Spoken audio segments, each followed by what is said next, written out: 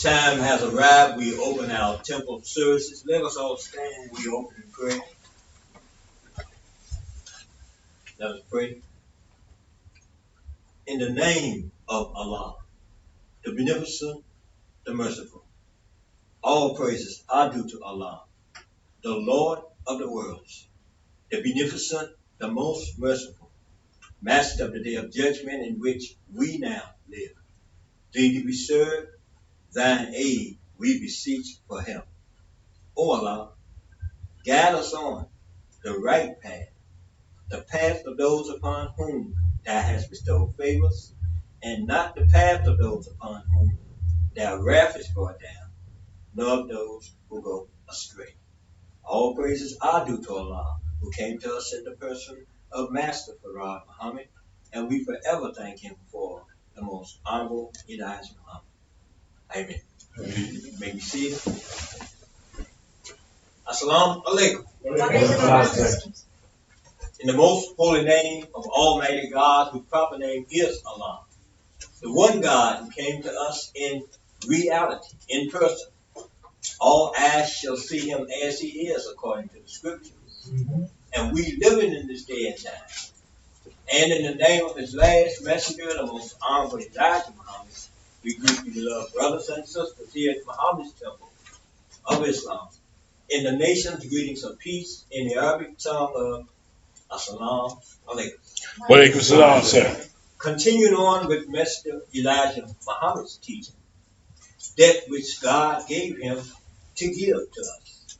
Because we have been a people who have been without the knowledge of who we are, the knowledge of who our open enemy is, and most importantly, for our safety, we have not had the knowledge of who God is. Mm-hmm.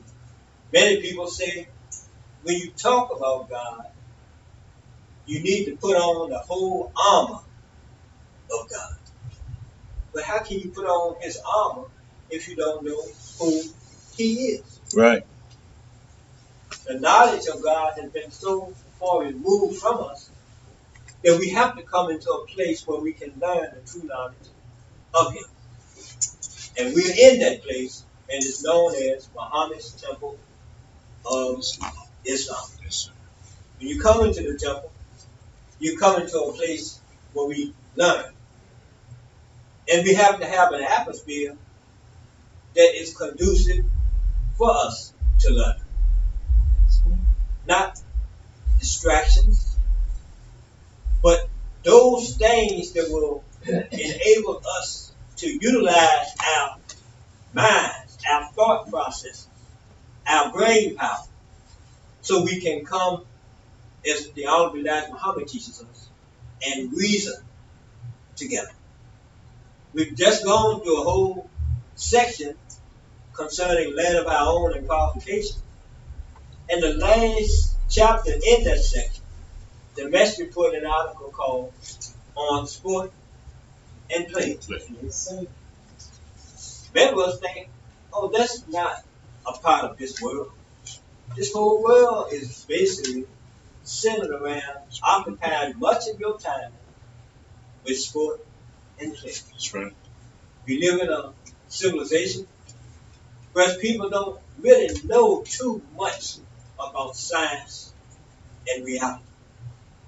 They even got today the children and the kids putting many grown-ups to shame, having mass rallies all across the planet, telling the people you should be concerned about climate change.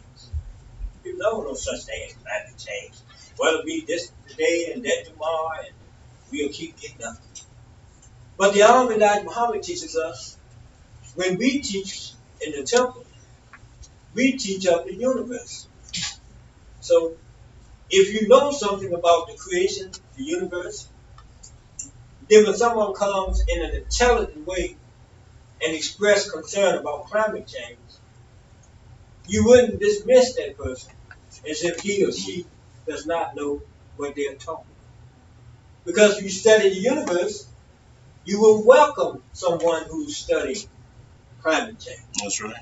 you would welcome someone who knows something about the science of not just the weather today, tomorrow, and next week, but knows something about the impact of the environment on human civilization. People wouldn't move down by the ocean and build luxurious homes if they knew truly that they were in a disaster area where a hurricane could come and sweep everything away. If they were concerned about the earth, they would be concerned about everything that's manifested on the planet. We look at our actual facts board, Armageddon board. We got a question in the center of the board: which one will survive the war of Armageddon? We've heard about war, we've heard about survival, and many who look in scripture have seen that word Armageddon. But very few pay close attention to what any of this means. Why is this war so great that it's telling you that only one is going to come out on the winning side after this war is over? Which one? Which means, will it be this or will it be this? Then you see under those two signs a cross, a man hanging on the cross, the words slavery, suffering, and death. This is all associated with this way. They call it a way of life, but it's really a death style. Death style. And on this side of the board, you see the sun, the moon, and the stars, and the words freedom, justice, and equality, all associated with the universal order of creation. Why is it necessary to have both of these on the board and the question in between as to which one will survive? We know, so teaches the Honorable Elijah Muhammad, that once upon a time, ignorance was winked at because the world was full of darkness. But that was during the time of the rule of the one who presided over the world of darkness. Who did he call that one? The Prince of Darkness. And then the Bible says that this same man is also called the man of sin. And what would the man of sin be all about in the last days? Exposure. Does not the Bible say the man of sin would be revealed? Not that he had to come. He was already on the scene. That's right. But people had to know who he was. Not just one person, but a whole race of people. People who've only been here for 6,000 years, and everything prior to this people that God had on his planet, he said, that's good.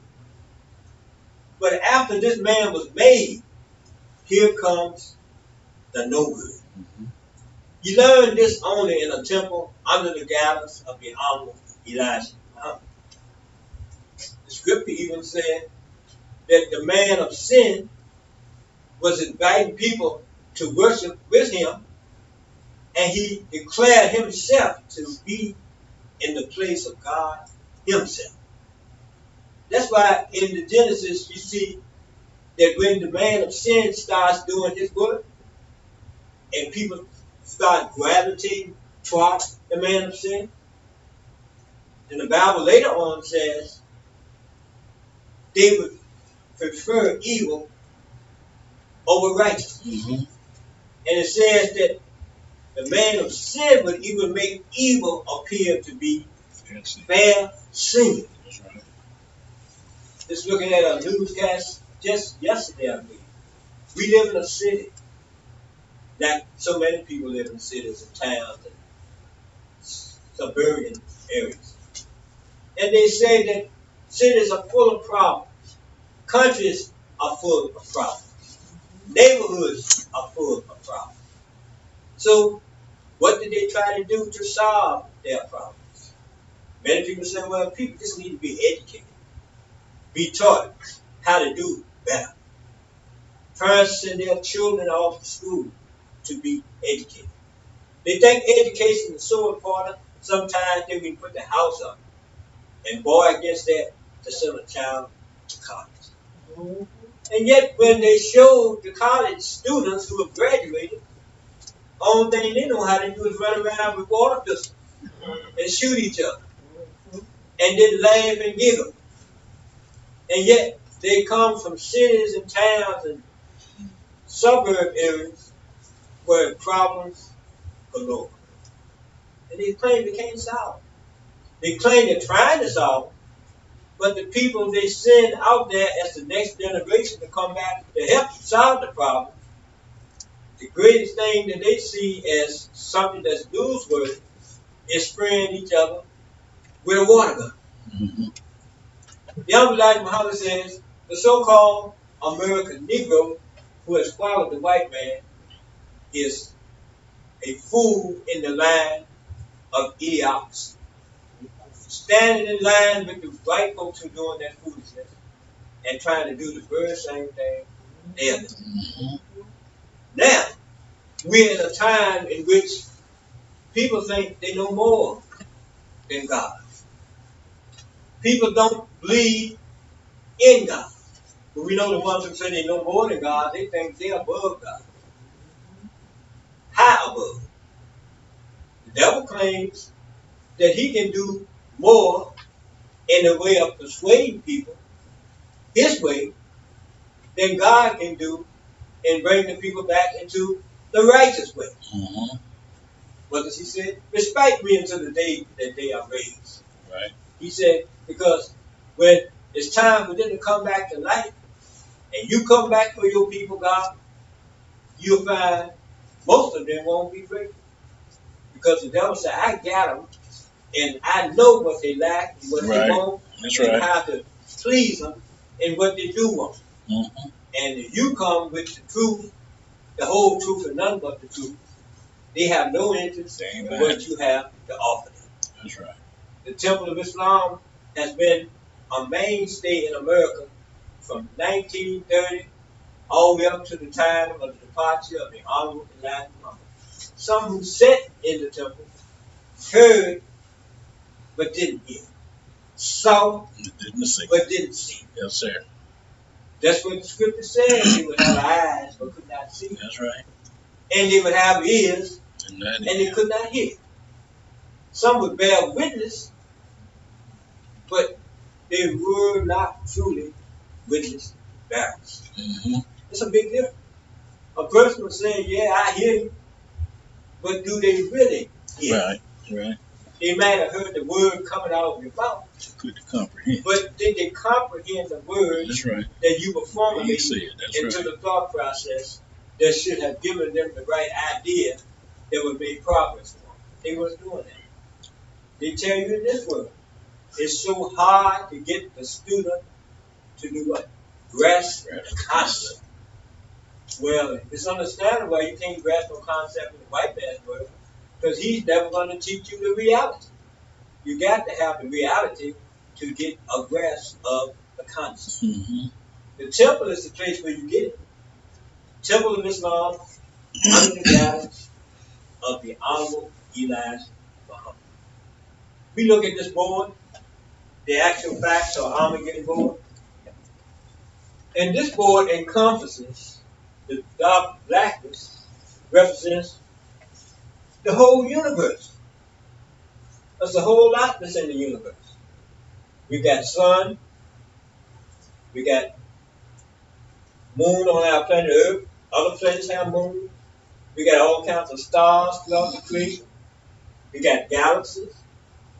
And we're concerned about our home, planet Earth. How long has it been here? Why does it serve us in such a great manner? And what should we do to appreciate it being here for our service. Many people say, well, all I got to do is be born, live, and eventually die. But what do you do while you're here? You walk through the atmosphere, you inhale, and you exhale. You should be able to observe because we got basic five senses coming off of our head. We got what? The sense of sight from our eyes, the sense of hearing from our ears, the sense of smell from our nose, the sense of taste coming through our mouths, and the other sense starts at the tip of our head and goes all the way down to the tip of our foot or our toe. That's called what? Touch. The sense of touch. 5 senses. And most people don't even explore to the best of their ability. But yet they live on the planet. They walk through the atmosphere. They inhale and exhale. They can see, but yet they don't see. The scripture says when you get in that condition, as white folks have put us in, and many other people around the world, we lose vision. And without vision, people perish. You lose your way. So you live on the planet Earth, and the average expression among our people who are thrown in shock, they throw themselves in shock. What do they say? Oh my God. Why? Because something hits them and surprises them when they should have known that was coming all the time. That's a statement that's so true. You reap what you sow. That's right. What goes around comes around. So why would a person be so shocked, so dismayed, so disappointed when they know that something is coming to them that it already sent a message out that it comes? But when it gets there, they don't want it. Yes, sir. The Honorable Elijah Muhammad says our ancestors prayed for better days. And when Allah heard our prayers, He came Himself. He found one from amongst us that He could raise up from the dead to raise the rest of us from the dead. And then our people saw and didn't see. Right. And yet they still asking for what? To overcome. How can you overcome if you insist on continuing to undergo? Right. Instead of saying we shall overcome, sing the song, we shall continue to undergo. Meaning what? Undergoing slavery, undergoing suffering, and undergoing death. Yes, sir. And every time we undergo, we say, let's get together and form a prayer vision. Let's march at night with candles and sing, stop the killing, stop the crime, stop this. But we're not doing anything to stop it. To make a change, that's right. Don't want to make a change. People say, well, voting is the answer. But who do they vote for? The same old crooks that they have voted for generation after generation after generation after generation. Some of them say, well, you can go out there and vote for the lesser of two evils. Well, why would you want to vote for evil anyway? Period. That's right. And they think they're voting for the lesser of two evils. They end up voting for the evil of two lessons. They're going the other way. Evil is evil, but they don't know which is more evil than the rest. So they don't know if it's going to register at all because the white man got so many tricks with his computer. You think you're going for candidate A, it might be registered candidate Z or somewhere in between. But you feel so good that you said, I'm done, I'm about to go home and sit down there. I fulfill my civic duty. But that's not the way Allah operates. He gives us a messenger or prophet when we're in need. It's always been that way. Because when a people are so low down, they have guidance given to them from the divine. He teaches you the knowledge of who you are, the knowledge of who your enemy is. He teaches you the knowledge of what time you're living in and what you should be all about in that That's time. right. That's right. So first one is not after knowledge to be standing around trying to hold up a street light, lean up against a telegram pole, Mm-hmm. trying to make a bed on a piece of concrete slab, just standing on the corner and acting all ignorant. That's not what an intelligent person should be all about. And when you pick up the Bible or the Quran, you should see these scriptures for their true worth and their true value. But the white man has twisted us up so bad, we don't think these scriptures came from intelligent people. We think, like some of the Arabs said, it was just like somebody took wings like a hula and fly on in there, and that's all you need is just to read it. But no understanding. People said they read the Bible. They go from what? The Genesis to the Revelation. With no understanding. They don't think a messenger or prophet is a scientist. They think that they are just somebody who heard something or either dreamt something and then living the dream. Preacher tells the people, I talk to God. They don't ask the preacher what did they get from God. They say, oh, Reverend said he talked to God this morning. Never ask the question, what did you learn? Is anything that God told you to tell us to better our condition? Or is it something you got to hold to yourself and just let us marvel over the fact that you said you talked to God? What he said. My pastor. And many of them who live and brag about their pastor. Nothing has improved in their life or in the lives of those who are there at that place of worship. They're sick all the time. They're in the hospital more than they are out the hospital. They don't know what's wrong with them. Mm-hmm. And if they kind of get themselves straight a little bit and go back to the doctor, and the doctor said they're okay, they get mad with the doctor because they want the doctor to tell them something wrong and prescribe some kind of pill, Mm-hmm. put them on some kind of medication. They can't trust their own body, saying, I feel pretty good. I must be doing something right. Maybe I'm eating right. Maybe I'm getting my right rest. I'm not staying up all night. I'm not dogging myself. No. They say, as one woman said years ago, I love to eat hog. And said, I will not stop eating hog until my doctor tells me to stop eating hog. And many of the doctors are still eating hog, so why would they tell the patient to stop eating hog? They might die from eating the hog before the patient does. So if you're going to wait on the doctor to tell you to start eating right, you got another thought. Because most of them are not eating right. So you come to the temple, you start to learn how to do everything in the most appropriate way. Not just in the temple service. That's why we got classes. Civilization classes. The average person didn't think you got to go to class to be civilized. They think you just go to class to learn something. And you learn and you become civilized.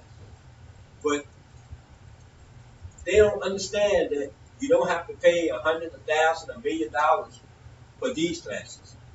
All you got to do is do your poor rate and make sure you have something to keep a roof over your head and keep an atmosphere that's conducive so you can learn. And the next person that comes in can learn. But in the white man's civilization, it's so confused, so full of confusion, mayhem, and chaos. Anywhere you go in his civilization, you're going to meet some kind of confusion.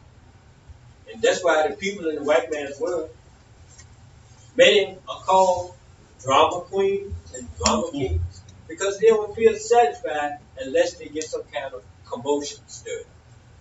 It's too quiet. They say, oh, why so quiet? Somebody learning, somebody thinking, somebody studying. Not supposed to do that.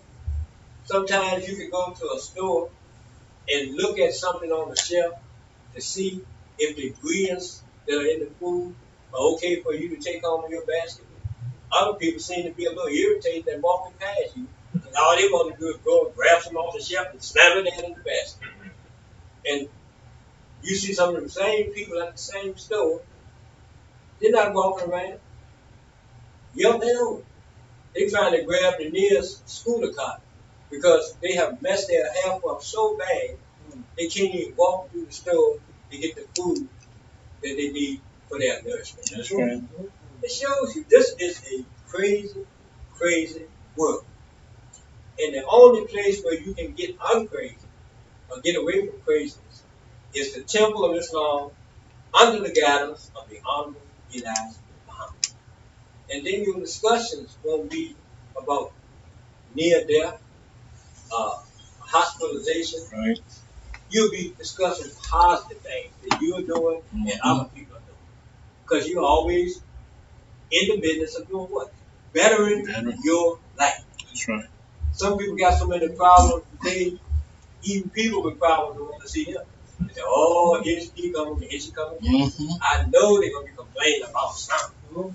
Because they ain't got nothing good to say about nothing.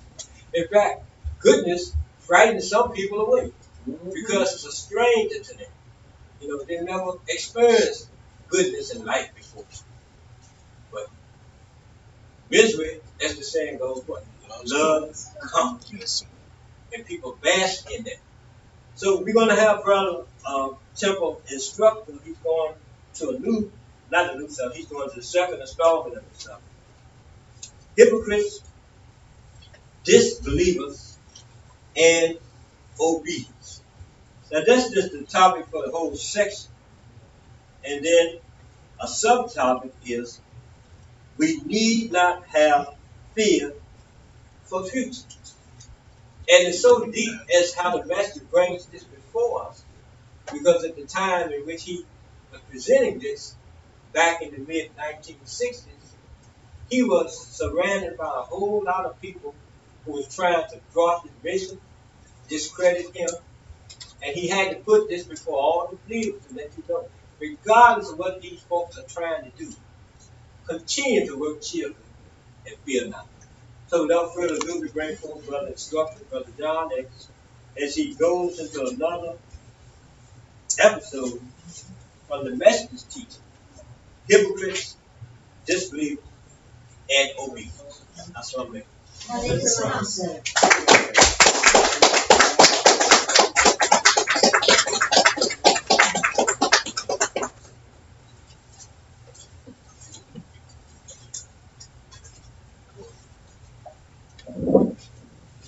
Assalamu alaikum. Well, Islam. Again, we want to thank our temple minister, Brother Kamau Islam, as always, for his beautiful, precise, and direct delivery, coming to us from our leader, our teacher, and our divine guide, the most honorable Elijah Muhammad. So again, let us show our appreciation for him by giving him a warm round of applause.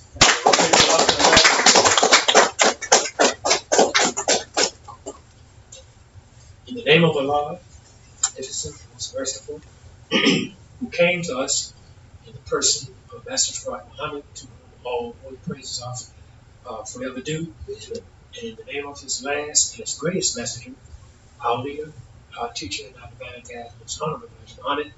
It is in their names that I greet the brothers and sisters here at Muhammad's Temple of Islam, 24 in the East, once again, in the nation's greetings of peace and paradise of Assalamu alaikum. Wa alaikum salam, sir. In light of the fact that Brother Minister has already given us a clear introduction into many of the Messenger's teachings, we know that what he gives us is not only in time, but it's on time. Yes, it is.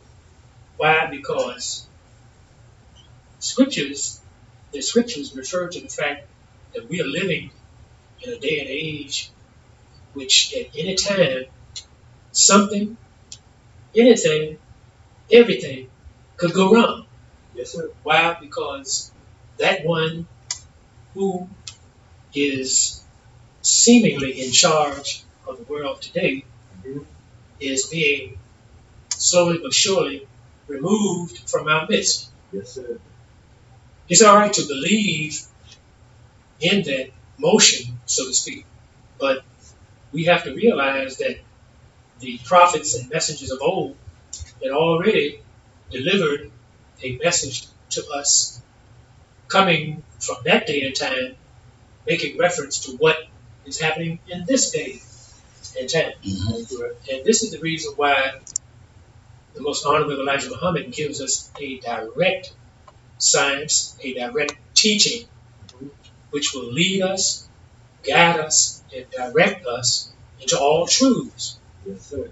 Now, anybody who doubts that needs to go out here in the street and just look at how people are running in all different circles, bumping into each other, making all sorts of booming noises, which they know, in effect, that eventually is going to wear out and impair their five senses. True. And I was just talking to Brother Captain a few minutes ago about that booming noise that we often hear come through here. But that's a part of many of the problems that our people are suffering because of lack of knowledge. Right. And it also refers to a lack of respect True. that they have for their fellow man. Exactly. And we're not talking about fellow mankind, but for their fellow man. Right. We are man. Everybody else is mankind, Right. or a kind of man. So discussion has its own merit. Discussion has its own content Right. as well. Yes, sir. What our people need, along with content, is substance. True. We hear quite often on TV, they talk about what? Substance abuse. Yes, sir. Now, what about the knowledge that has come to us clearly from our leader, teaching divine guide, the Most Honorable Elijah Muhammad? That's substance. Everything he gives us in the form of teaching is substance. So what have our people done? They have ignored it. They've done everything to get around it, bypass it, make pretend that their five senses were not even picking up on it. So what is the end result? What you see, what you hear, what you know to be a fact right out here in the streets. And sad to say, many of our people still desire being out in the streets rather than a place of learning in this day and time, which in the end is going to save them. Right. Now we know the devil is putting away weaponry, food, clothing, and shelter, but he's doing it for a different reason than what we're doing. Right. But nevertheless, it's for his own good, his own purpose, because for so long he's done so much dirt to people. So that dirt is now coming back at him. All you got to do is check the weather people, 11 o'clock at night and different times of the day, and they look like they don't even know how to react to all this calamity. But the scripture already told us there would come a time, times in which we've never seen before, and people are still amazed at it. Did you see what happened down in Puerto Rico? Did you see what happened over in Jamaica? Which, before that destruction, they called them what? Islands of paradise. You see. But paradise is not the answer to our problems. No. It is the end result. We shall see it once we study our lessons, and more we become more intelligent to our surroundings. Right. And the God of the universe will make a way for us. Right. When I was a child, one of the church's most favorite songs is, "The Lord will make a way somehow." Now, somehow is a word which is accompanied by a question mark. Some represents quantity. How means the method in which you're going to bring about this quantity. But they say, no matter what, the Lord's going to make a way somehow. No matter what our burdens, no matter what position we're in, the Lord is going to make a way somehow. But somewhere in the midst of all of these statements, they haven't even defined who the Lord is. Right. See, back in the days of old, they said when knights were born, these were titles back then. Yeah. Lord Farquaad, all this Lord this and Lord that.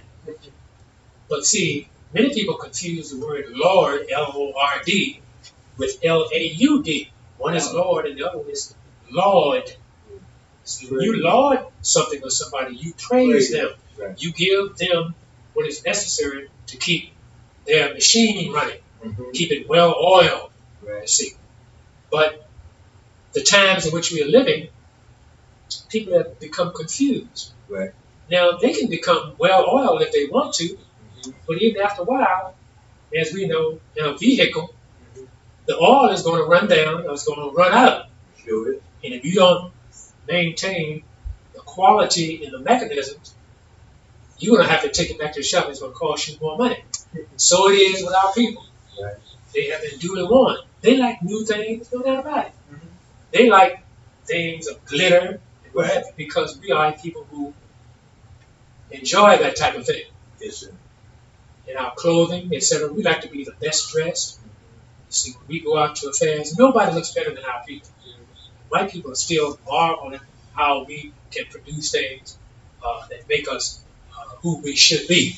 Right. But see, they're saying clothes do not make the what? Clothes do not make the man. Not even the woman either. Because if you got on nice clothes and you act like a fool, then that diminishes everything that you have tried to present to the public. True. Or even private. So when we take a look at our topic for today, hypocrites, disbelievers, and obedience, taking that great book, one of the many great books that the messenger has presented to us, page 248, Yes, sir. in Message to the Black Man. Where is this black man? In America. Why in America? Because there exists the greatest need for him to be what? Resurrected. Brought forth to let him know and everybody else who is waiting for him to take his rightful place that now is the time for him to take the place. We don't need people to come from all parts of the world to come here to show us what our rightful place is. That's why we have a leading teaching man guy to do that. Exactly. But their purpose in coming over here is, as the Bible said, to fornicate with the harlot. You see. So they want to get in the mix, as they say. They want to tend to every business going on over here, and if possible, take it back to their own country, pollute their own country. But see, even the countries from which they come now are trying to straighten up their act. Yes, sir. Because sad to say, they know something that the so-called Negro doesn't even know, and he has been given, as we know, according to the teachings of the Most Honorable Elijah Muhammad, the tops of the wisdom, Exactly. the tops of divine wisdom. And what does he do with it? Cast it aside. You see? But that's what the ignorant do. What do the ignorant do? They ignore the elements that are going to put them on top of society or any other situation. Right. Like I say, we have a triple whammy here.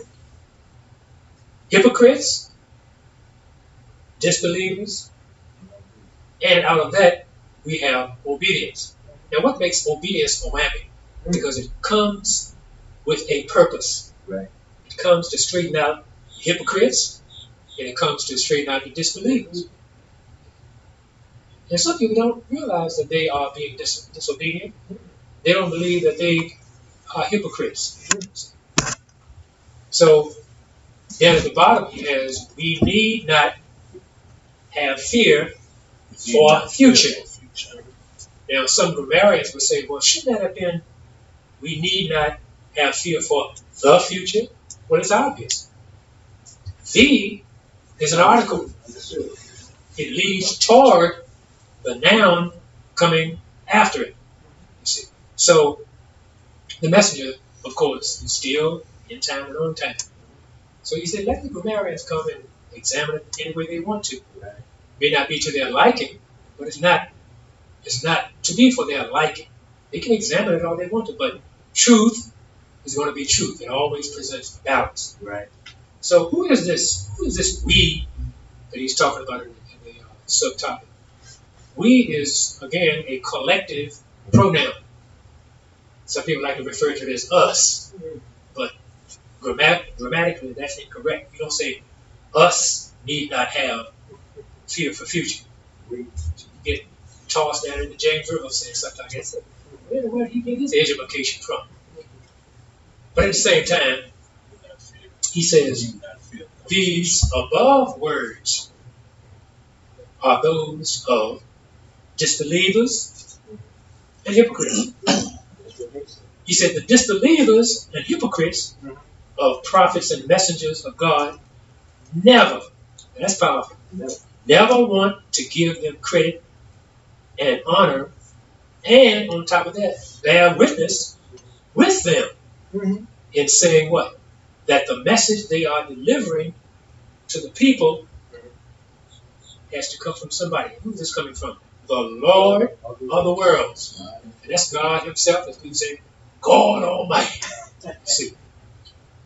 But sad to say, people will use that expression, God Almighty, but they don't understand why they call him God Almighty. See, all encompasses everything. Bar nothing, bar none, bar anyone. See. So let us take a look at these words that we're presented with in the topic. Now you see, in that topic, and this is why Islam is talking about a message is so important. What do? We examine it carefully. That's what studying is all about. We examine it carefully. Because when you examine it carefully, you don't leave anything to chance. True. And the results always come out to your liking. Yes, sir. Never mind what the other people think. No. Because when they should have been here, they weren't. They stand on the outside and criticize what we know to be fact. Exactly. You see, we know Islam to be the truth, the whole truth, and nothing but the truth. That's why Messenger has given us all truths. True. Prophets and messengers did it too. Despite what the people thought about them, they said, well, we here to deliver a message to you. Right. You in trouble and you don't even realize you are. No. I'm here to tell you that if you don't get your act right, impending doom will be your salvation. So keep on doing what you're doing. And the four winds are going to come and bring you disaster. Like the devil said, oh, well, we got through this, we'll get through the next one. But have you noticed every time hurricanes, snowstorms, and what have you come, it's more each and every time by varying degrees. And it leaves people saying, man, I thought the last one was bad. This one is even worse. Yes, sir. Well, fool, let me tell you something. You wait till the next one comes. Yes, sir. You see. Because you have been duly warned. So what are you going to do now? Sit by and say, oh, well, we got past this. We get past the next one. But nevertheless, this too, as the scripture said, this too shall what? Shall pass. So we take a look at the word hypocrite. The first time I heard hypocrite was way back in early 51 or 52, when I heard my uncle say, yeah, so and so ain't nothing but a hypocrite. But then I had got to the point where I could run and look it up in the dictionary, because that kind of thing then at night appealed to my inner senses. I would go outside and play. Later for all that horrible stuff. But I heard him say this. He ain't nothing but a hypocrite. So he said, these above words are for those of disbelievers and hypocrites. So let's take a look at the word hypocrite. From that we get hypocrisy. That's the overall containment of where a hypocrite comes from. Hypo means below, you see. So the dictionary defines a hypocrite as the professing of beliefs or virtues one does not possess. So what does that mean? You trying to grab a hold of that. So when you possess something, that's a little different from professing it. Right. As the scriptures say, you say out of your mouth that which is not in your heart. You see. So that qualifies you for being a hypocrite. Now, the word hypo, the prefix hypo, refers to being below, beneath, under, and less than or lower than normal. Right. So all these people out here who professing to be a certain way, etc., they are lower than normal. Right. People love to say, well, that's normal. We can deal with that. Sure you can. But normalcy is put there to bring about a balance. Right. People who walk the street put one foot in front of the other. That's normal. When you start doing a dance now, it doesn't have to be abnormal, but out of all of this activity, you want to bring about a what? A balance. Right. People on the dance floor do it, and sometimes they inadvertently trip over themselves, and in the moment of embarrassment, they get up and start laughing. They say, "Oh, I just made a boo boo." But we're talking serious stuff here. We're talking about people who have gone so far astray, they don't know when up is up and down is down. Right. Head and a whirl. It's just like a whirlwind. So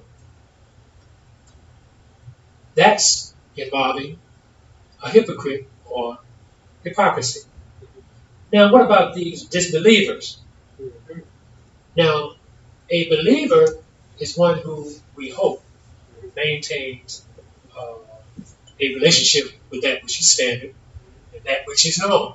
Right. Now, in the world we live in, that's hard to do now. It's hard, basically, to maintain. Hey, brothers out the street said, "Hey, man, what's going on?" He said, "Man, I'm just trying to maintain." That means that he's trying to stay focused. He's trying to stay balanced. You see, it's even hard to walk out here because you have so many pitfalls. If you gotta look down every now and then, or you're gonna trip over something. Right. You see, like people said, if you're not careful, you fall down and what? Bust, as they said, bust your lip open. You see, so therefore, when we say a disbeliever, one who refuses to believe, you can tell him all you want to. He said, "Man, I ain't trying to hear that." Some say, "I'm not trying to hear it." Some say, "I don't want to hear it." So they are relatives of each other. You know that brother down there? Oh yeah, hey, brother man said he not trying to hear that. So what you doing? He said, I don't want to hear it. So we close kin, we close relatives. So what about obedience? Now, that's a topic all on its own. Parents are charged with the message. Yes, sir. Children are charged with the message too. What is their message? What is their reception of message? I hear you and I obey you. Now what happens when they don't? The parents are, okay, that's what you feel? If you don't hear me, you're going to feel me. The end result of your disobedience. Yes, sir. So that's why we say mathematics is Islam and Islam is mathematics. It creates a balance so that the receivers or the recipients of it can't say, I didn't know, I didn't hear, I didn't see. They say, hypocrites say, I don't want to know, I don't want to hear, and I'm not trying to see. I'm not trying to see. Remember the three little monkeys. Hear no evil, see no evil, speak no evil. See? That's a purpose too. People laugh at those little three monkeys, but they're bringing forth a message too. Right. As I said, with us who have the brains. See, those are the dangerous ones, the ones with the brains. See? So the disbeliever is one who refuses to believe. Now, what about obedience? Now, if you notice, out of those three, you are slowly but surely coming to a level of success. Right. You see, you've gone through the field of hypocrisy. You've gone through the field of disbelief. And after that trek, you finally get to what? Obedience. Why? Because you have gone along those paths. You've seen the pitfalls. You've seen the result of those who did not hear, did not believe, even when it was put in front of their faces. Right. So you said, no, I don't want to be like them. I want to be known as one who obeys. Yes, sir. I hear, I see through my experiences. So now I'm in the area of obedience. Right. So obedience means dutifully, first of all. Do. See, dutifully. You are duty bound. Right. Dutifully complying, which means you're going along with it, but you have a reason for going along with it. Yes, sir. Dutifully complying with the orders and or instructions of one in authority. Isn't that beautiful? Right. You can teach a whole lesson on that.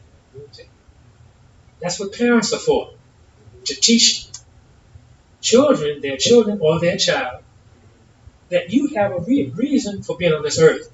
Right. See, there are those who have come before you. There are those who have come before me. So I'm giving you what has been handed down to me. Right. So then they tell them, say, your duty, when you're out of sight and hopefully not out of mind, is to do what? Okay. Comply with these orders and instructions which have been handed down. Right. From generation to generation, from 20 years to 20 years, and so forth. So, again, it means dutifully complying with the orders or instructions of one in what? Authority. How did that one get to be an author or one in authority? He had to come up the ladder too. Right. So that meant there was one even before him. Exactly. Go all the way back to the first one, Yes, sir. who established the duties and responsibilities of those who were going to come after him. How did he know someone was going to come after him? He already knew. He had surroundings. You know, even in triple darkness, something was going on. Just because you can't see it doesn't mean that it's not happening. But we don't want to walk in darkness. We want to, as they say in church all the time, we want to walk in the light and walk toward the light. The light of what? Understanding, walking in truth. Right. Because even if you have the light, you have truth, what good is understanding going to do if you don't have that? So that's why we say what? We hear and we what? Obey. Right. So he said, these above words are those of disbelievers and hypocrites. Mm-hmm. The disbelievers and hypocrites are prophets and messengers of God never want to give them credit and honor and bear witness with them in saying that what? The message that they have strived so long and so hard to deliver to the people, Right. who, by the way, some were in disarray and some were not. Right. But the message is for all of them. Because even those who were in order, there's always that possibility that they could easily step to the right or step to the left. Right. See? So that's why you have to, as people say, when you go in a building that says, be careful, watch your step. See? Which means you're going to watch yourself. Yeah. Now, anybody else will look at it and say, hey man, watch that first step right there. I used to hear Bugs Bunny say that. Watch that first step. That's a Lulu. Fall in and bust your lip, bust your head open. So the duty is to do what? Give credit and honor and bear witness, saying that the message that these people have delivered to the people are from what? The Lord of the worlds. What does that mean? It's coming from God Himself. Or as preachers like to say, coming from God Almighty. See, we give them credit for being good, for delivering good theatrics. They dance, they prance, they shake all about, stomp their feet and all this kind of thing. That's called rhythm. They're supposed to do that. But in the midst of all that, don't get lost in the shuffle. Going from side to side, bouncing and carrying on. See, you are there to deliver the message. Right. You can do the dance later after the message has been delivered. Dance all you want to. But it's all about rhythm. Rhythm is timing too. Right. So That's why when you teach a child how to play a piano, the teacher has what they call a metronome. It has a little weight up there, and the further you put it to the bottom, the longer it's like your weight. Yeah. Or is it the farther you put it up to the top, you see. But I think it is the farther you put it to the bottom, the faster it goes. The higher you put that little weight to the top, it gets weighted. Yeah, that's a prime example of what was happening to the so-called Negro. His plight in this geographical area, just like the metronome. Before the devil came, again we go back to the metronome. The weight was down here because he could control it. But as time went by, and whoops, here's the devil. See, the weight went up like that. So now he's going side to side like that. Can hardly get from one side to another. And that's beautiful. Now I'm here to tell you that example just popped in my head. A metronome. Music is all about rhythm. Didn't Janet Jackson say we are the what? A rhythm nation. You see, they're here all the time. But sad to say, our people are dancing and prancing, and they don't know the times are upon us. There's no time for dancing and prancing. At the end of the day, after you've done your duties and your obligations, you can relax and enjoy it, but don't let that be your primary activity. See, you have to reserve room for what? Study. That's why the scripture said what? Study and show thyself approved. You see, you sit down on the side of your bed, you say, well, have I done everything I should have done today? And if I haven't, I'm going to see if I can make up the slack tomorrow. You see. So, these people to whom we just referred always wish to give the lie to what a divine messenger or warner brings to the people from God. And you know why they do that? Because they're not happy with themselves. That's why they say ignorance is what? Is bliss. And when you are in a blissful state, it's just like you're on drugs. You're on drugs. You don't, as they say, you don't know where you're coming or going. Just like that one in the metronome. You're going from side to side. You don't know where the weight is, whether it's in your feet or in your head. So these people say that he has forged it. And you know what forgery is? That's a crime. You made it up. You putting your signature down there. It looks like somebody else's, but it's not yours. You are a robber and a thief. And the scripture said, all before me were robbers and thieves. Yes, sir. Or they said, or it is of his own making. You make it look like I'm the author of that. So you go up there smiling and grinning. Hey, look, I want you to take a look at this. Man, isn't that sharp? See, but you had nothing to do with it. All you did was you put your bits on it and carried it somewhere to have it evaluated. You see, so you could get some money off of it. See, all of this is encompassed in that geographical area right there we call the United States, or snakes. The messenger said, it is not what God said.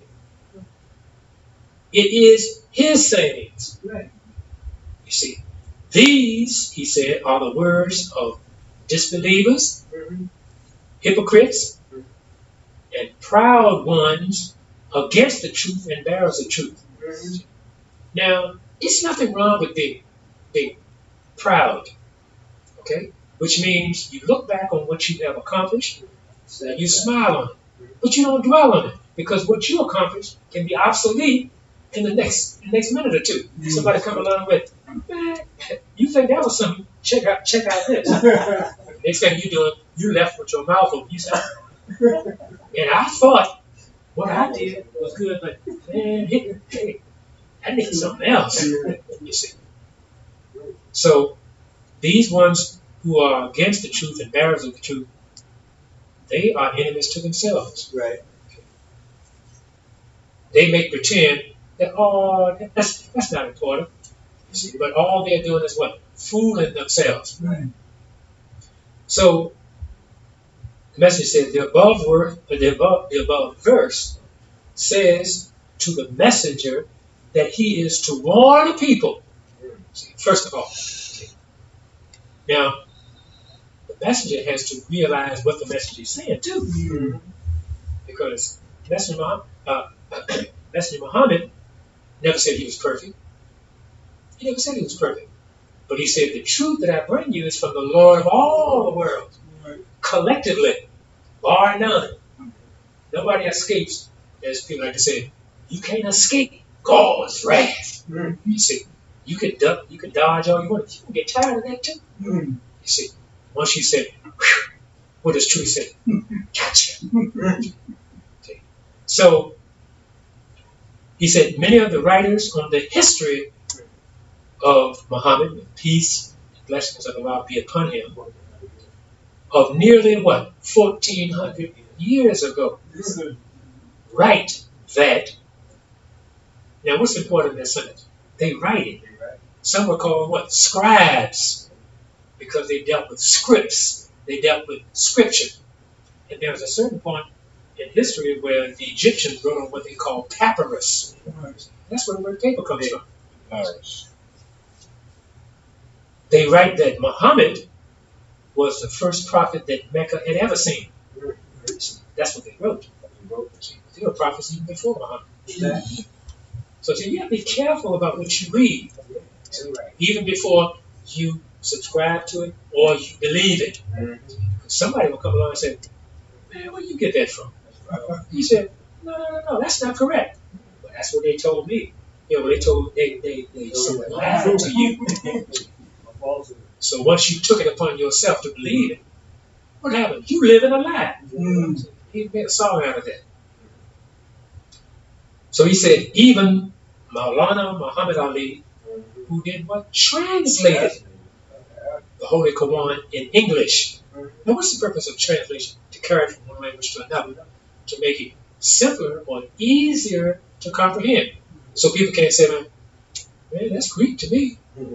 But in this case, we talk about what Arabic. Says in his footnotes on this verse that what? Muhammad was the first prophet that Mecca, I think we all know geographically where Mecca is, had ever seen. And that he was what? He was raised from, or should I say, among the descendants of Ishmael. So are we talking hearsay here, or are we talking the truth? So no matter what you write, there's always someone nearby who's keeping an eye on what you write, because truth demands guardianship. It has to keep an eye on what is written versus what is said. So when you put yourself in a position and call yourself a writer of history, or even a translator, you got to be very careful. Because somewhere out there, there's somebody who's laughing at you. Say, man, he was just born yesterday. Now he acts like he knows everything. Like he's the one that God Almighty chose to be the leader, the teacher, and the divine guide. So when we call the Most Honorable Muhammad our leader, teacher, and guide, the best that we can do is what? Get in line, listen to what he teaches, weigh it for ourselves, and message tells us, hey, you don't have to take my word for it. Go out and examine for yourself. And that's what study means. So from that, we will get a clearer understanding of why we call the Honorable Elijah Muhammad our leader, our teacher, and our divine guide. See, why do we need a guide? We're going somewhere. Where are we going? Forward. Up. See. But one thing we're not going to do is go backwards.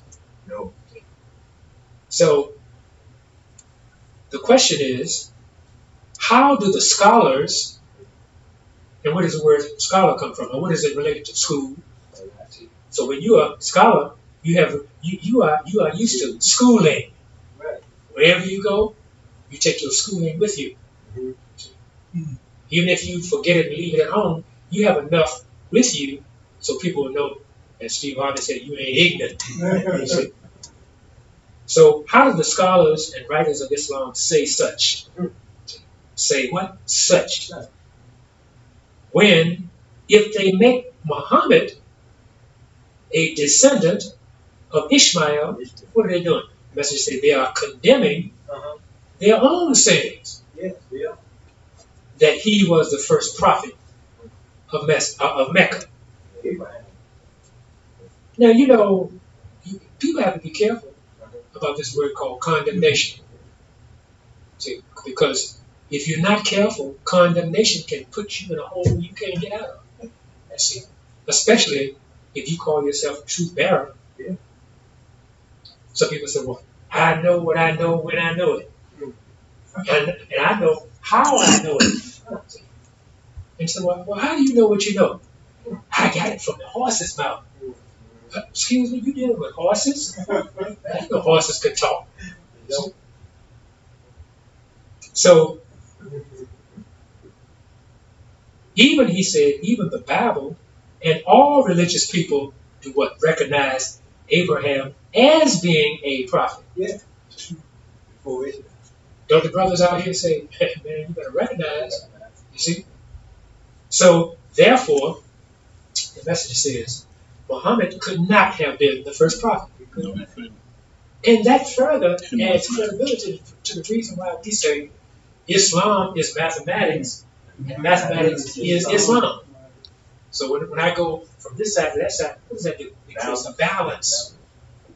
That's why we have scales. Right.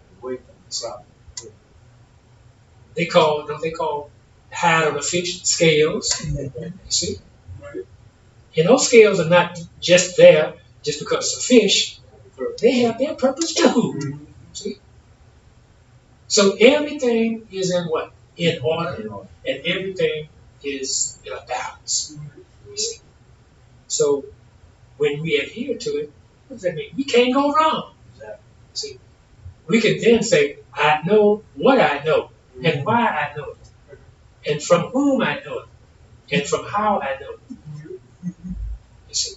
So we don't have to worry about that kind of thing. Because to get from point A to point B, we have to do some study. How can you make one step to another? We learn how to walk. Right. You got a child, and at the age of 6, that child sitting there on his behind, and got up and said, boy, you 6 years of age, get up. But Mom, I'm afraid.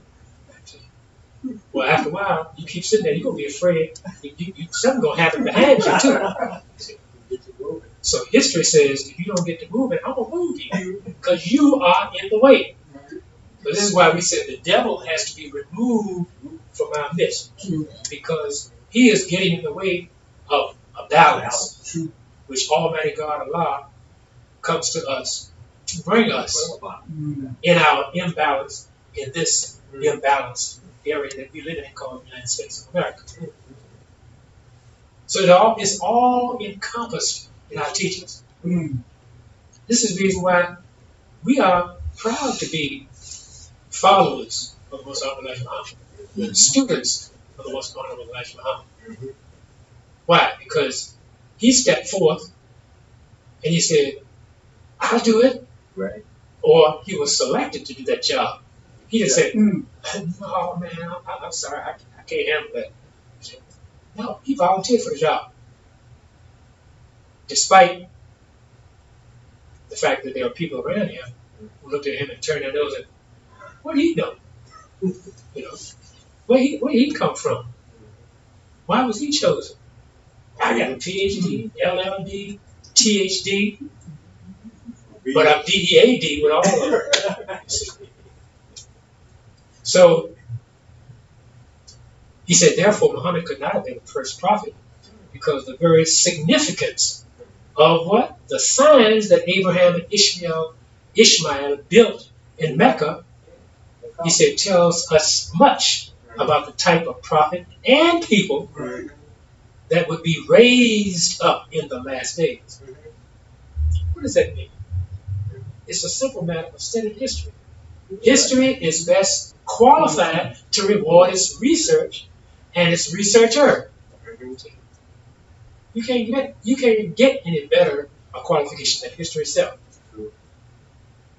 And that lends to the statement, beareth all things, believeth all things, Because here's the proof right there. You can't go wrong. You see? So he says, so how can they say? Who's the they? The detractors, the naysayers and all that. How can they say that this revelation refers to Mecca, the Meccans, and Muhammad? See? So he leaves that question mark there to all those who followed the steps of those who thought they had it all. You see? And this is what our people are doing. They're following those who, after the messenger was taken from us, or taken from amongst us, now they come up on the scene like, you think he was bad, I got something for you. Yeah, he got something for him. Lead them in the right, lead them in the wrong direction. And you can see the results of that. Of those who did not believe that the most honorable Elijah Muhammad, you see, was the one that God Almighty chose. But it simply goes back to what we always say, what? Islam is mathematics, and mathematics is Islam. Comes out every time. Doesn't matter whether you divide, add, subtract, multiply. It's going to come out the same. And for a long time, people thought in their limited wisdom that zero meant nothing. You see, Islam tells us that zero means wholeness, bar none, all 360 degrees. And then the telling moment came when it says it cannot be exhausted. For every degree you have, that's another 360 degrees there waiting for you. You can't get it better than that. That's another reason, one of the many, why our people should be in here. Yes, sir. But the only thing we can do is just tell them. Come in before it's too late. Yes, sir. Or as my home folks said, before they dough his clothes. Right. So it reads, he says, thou mayest warn a people. Now, even before we get there, what does it mean, thou mayest? You have the permission to do that. But who gave it to you? The Almighty himself. Now, you going to stand up there like a fool and argue with him? Say, oh man, come on, God ain't give you that. Nigga, you lying. What's that? It says, thou mayest warn a people to whom no warner. It didn't say some warner, a few warners. It says no warner. So that lends credibility to the fact that we are blind, deaf, and dumb. See, we are in that position because nobody had come to remind us or warn us. So these people that no warner had ever come to before were given this warning so that they may what? Walk aright. Straighten up your shoulders. Raise your head. Step proudly forward. But I warn you, don't get too proud now. Don't get that swollen head. Because if you get too swollen, what's going to happen? Boom! You see? So what happened to that brother? Well, he got water on the brain, air on the brain, or something like that. Nothing could control him. His head got so swollen, he said he started shaking, and that was one of his warnings too. Use what the Almighty has given you. Right. Don't abuse it. You see? So, walking upright requires some knowledge. See? Just because your parents taught you how to walk upright as a baby, that's just the first step. No parent teaches a baby how to walk backwards. This type of thing. You go forward. That's a given.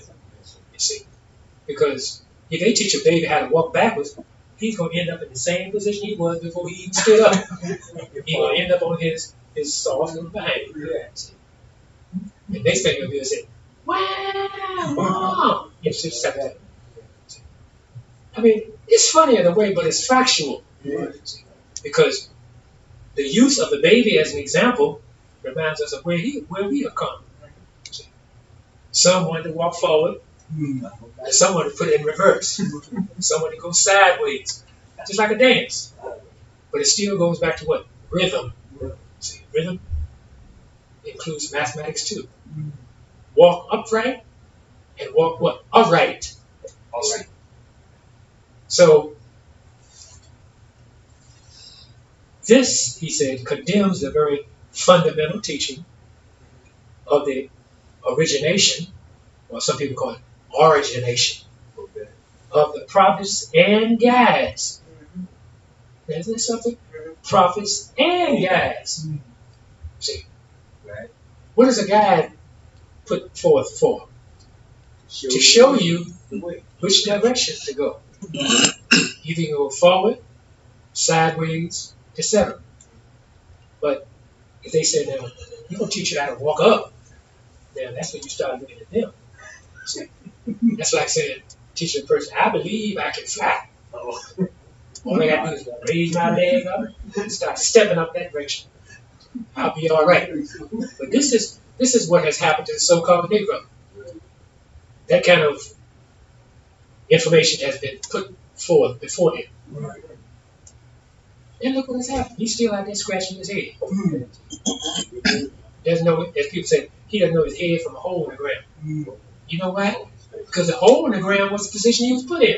He's trying to crawl out of it now. You see, that's where divine knowledge comes in. Right. Brother, recognize that you were once in a hole.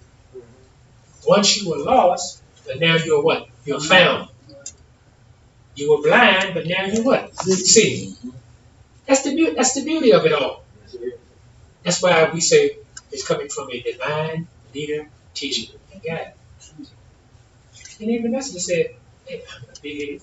Question me. Question me if you wish. You see. So he said, Mecca has been a sacred place. Has been. See, over the years. People have revered it. And yes, the architecture is beautiful. So that means some divine knowledge came through that. It's not like the devil here in the West. His thing is just like blocks. Isn't that what little babies do? They give them blocks. You know, they build them up so far, and then what happens? Because the baby has no knowledge of balance, you know, they get frustrated and knock it over. You can't do that to divine truth. Especially when you give it all truths. So it says Mecca has been a sacred place. God himself has done what? Protected its sacredness ever since time immemorial. That's a word you hear people use all the time. Immemorial. See? Not even ascribing to the limits of memory. Goes way beyond it before memory ever appeared on the scene. You see. And it's very important that even the fact that we are followers of the most honorable Elijah Muhammad, we have to examine words. See? Why? Because of that saying, sticks and stones may break my bones, but words may never hurt me. Oh, yes, they will too. See, you're not careful, they'll put a hurt on you. See? And the devil is right there recording. I got it right here. You said it. It was a lie. You told me. How dare he do such a thing? How dare him? See, when he was the corrupter, he caused the problem in the first place. And he's sitting around standing in judgment of everybody else. Fool, you only been here a little over 6,000 years. And here you are acting like you are the world's greatest. I'm the greatest person I know. Well, okay. How dare you question my authority to rule you, to guide you, even to kill you? That's what I'm supposed to do. Beat, kill. How dare you question that? Well, I'm going to question it because somebody told me you were the devil. Take the D off, you evil. See? So I'm going to keep my eyes on you. What does the so-called Negro do? He gives them free passage. Step right this way. Come on in. The door is open. You ain't even got to knock. Free passageway. And don't worry about going around the back. The front door is always open to you. Anything you see in here, take it. Some of you say it's yours. It's yours. Isn't that sad? Isn't that sad? So the messenger said, how then could this be a savage and unknown of the righteous? How could this be? And of even a righteous warner, if there were not the will of God to keep that city sacred and deserving a sign of righteousness. You know what the most important question is? How could that be? See? That's to give the detractors something to think about. Exactly. They know what they want. That's to set the liars and all the prevaricators on their behinds. So you need to shut up and sit down. Because I'm here to tell you what you thought you were. Like I said, like the children used to say, you ain't the jump. No, you need to sit down over there and learn something. So he goes on to say, then how can the scholars say that it has not even seen a prophet or a warner from Allah? There's nothing. Scholars are saying that. And they're supposed to be the cream of the crop when it comes to what? The learned.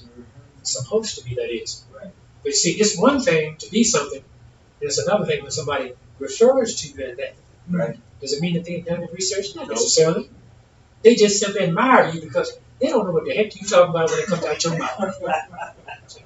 They don't know what you're talking about.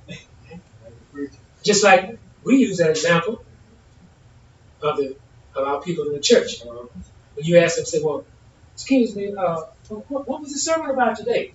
I don't know, but Reverend Porkchop sure could preach. They give him his props, even when they aren't in it. You see. But yeah, I know that, but what was it? What was the topic that he was talking about? Well, like I told you before, man, I ain't thinking about no topic. That brother could rock the house. You see. And what he did was he was rocking what you call brains up in your head. See. Rocking them rocks up there. You see. Stones on them with pebbles. So the messenger asked the question, would Abraham and Ishmael have chosen a more wicked place to set up a sign of the last one and his people, which he says, which the Kaaba and Blackstone represents? So what's the situation here? He's questioning the scholars. Right. So. Why is he questioning them? Because too many people have fallen victim to that misinformation that they put out there. And oftentimes we talk about people surfing in Kaaba and then kissing this and kissing that. Kiss everything you can think of except somebody's behind you. They might do that. All because of what? Lack of knowledge. So even they over there have not done their research.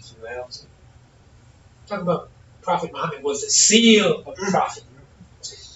When you put a seal on something, it can mean your stamp of approval. But then if you look at it in a negative sense, it can put you in danger. It can seal your ignorance in. See, thinking nobody's going to come after him. Oh no.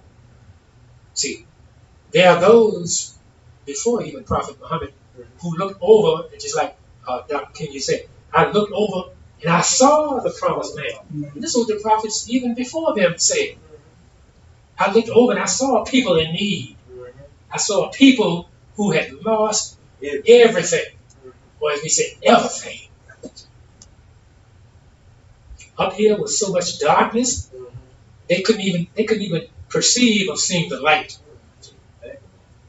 When somebody came to them with light, they said, well, no, bro, you must be talking about somebody else. Look at our condition. How are you going to get out of this darkness? Well, I'm here to tell you that what you once knew as darkness no longer exists. So take those sunshades off your eyes. Take those earphones off your ears, so you can stop gurgling, gargling, and googling and giggling. So the message said the very words, and he quotes, "To whom no warner has come before, that they put in a."